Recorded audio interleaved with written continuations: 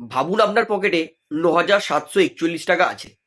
রাস্তা দিয়ে যাচ্ছেন, কোনো একজন কাঙাল আপনাকে বলছে খেতে পাই না, খিদে পাচ্ছে, আমাকে কিছু খাওয়ান। তো আপনি ৯,৭৪১ টাকার মধ্যে দিয়ে ৪১ টাকা তাকে খাইয়ে দিলেন।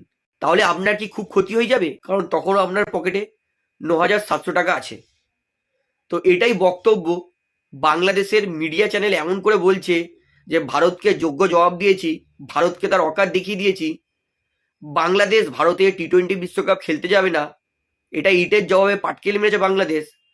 বিশ্বাস করুন, আমাদের কোনো যায় আসে না। যার পকেটে প্রত্যেক বছর আয় হয় ৯,৭৪১ টাকা, তার কাছে ৪০ কোটি টাকা যদি ক্ষতি হয়ে যায়, কোনো যায় আসে না। আর খুবই আনন্দিত হব যদি বাংলাদেশ সত্যিকারের ভারতে খেলতে না আসে। কারণ বাংলাদেশের মানুষ একবার ভারতে আসলে তারা ভারত থেকে যেতে চায় না। এসআইআর এনআরসি করে তাদেরকে আবার বাংলাদেশে পাঠাতে হয়। তো বাংলাদেশ ভারতে খেলতে আসলে লাভের থেকে বেশি তাদেরকে বাড়ি পাঠাতে ভারতের ক্ষতি হয়ে যায়।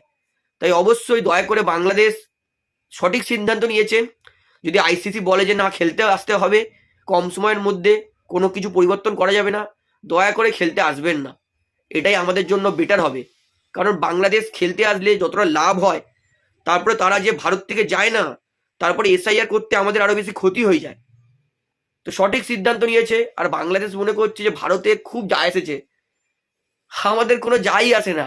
অস্ট্রেলিয়া, নিউজিল্যান্ড, ইংল্যান্ড ভালো ভালো যারা ক্রিকেট খেলে তারা না আসলে হয়তো আমাদের ক্ষতি হবে, কারণ কম্পিটিশন ম্যাচ মিস করবো আমরা।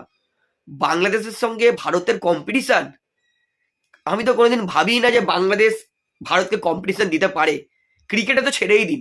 বাংলাদেশের মিডিয়া চ্যানেল তাদের মানুষের বক্তব্য হচ্ছে ভারতের থেকে বাংলাদেশ অনেক বেটার ক্রিকেট টিম। ভারত নাকি হারাতে পারে না বাংলাদেশকে। যতদূর আমার মনে পড়ছে এবং যতদূর গুগল, ক্রিকবাস, ইএসপিএন, ক্রিক ইনফোর তথ্য অনুযায়ী 2024-25 যে সিরিজটা খেলা হয়েছিল, সেইটাতে ভারত 3টে টি-20-তে 3টেতেই বাংলাদেশকে রগড়ে দিয়েছে।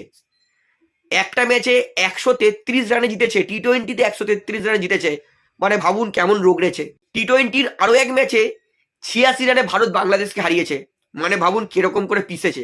আরো এক টি-20 ম্যাচে বাংলাদেশকে ভারত 49 বল আগে থাকতে হারিয়েছে। তার মানে ভাবুন কেমন রগড়েছে। আর টেস্ট যেটা খেলেছিল বাংলাদেশ ভারতে, একটা 1.5 দিনে ভারত জিতেছে, আর একটা 2.5 দিনও বলবো না, ওই 2 দিনই ভারত জিতে গেছে। অর্থাৎ 2024-25 লাস্ট যে ভারত বাংলাদেশের সিরিজটা হয়েছিল, সেখানে ভারত বাংলাদেশকে পিষে দিয়েছে। 2025-এ 2টো ম্যাচ খেলা হয়েছে। একটা হচ্ছে চ্যাম্পিয়ন্স ট্রফিতে। আর আমার কাছে সব থেকে বড় প্রশ্ন, চ্যাম্পিয়ন্স ট্রফিতে বাংলাদেশ কি করছে? বাংলাদেশ তো কোনো কিছু কোনোদিন চ্যাম্পিয়ন হয়নি।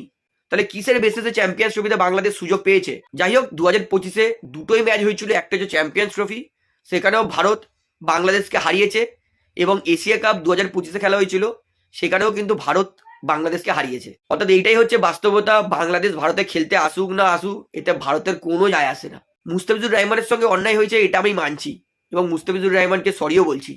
কিন্তু তারপরে বাংলাদেশের মানুষ যা প্রতিক্রিয়া দিচ্ছে, এটা কিন্তু গ্রহণযোগ্য নয়।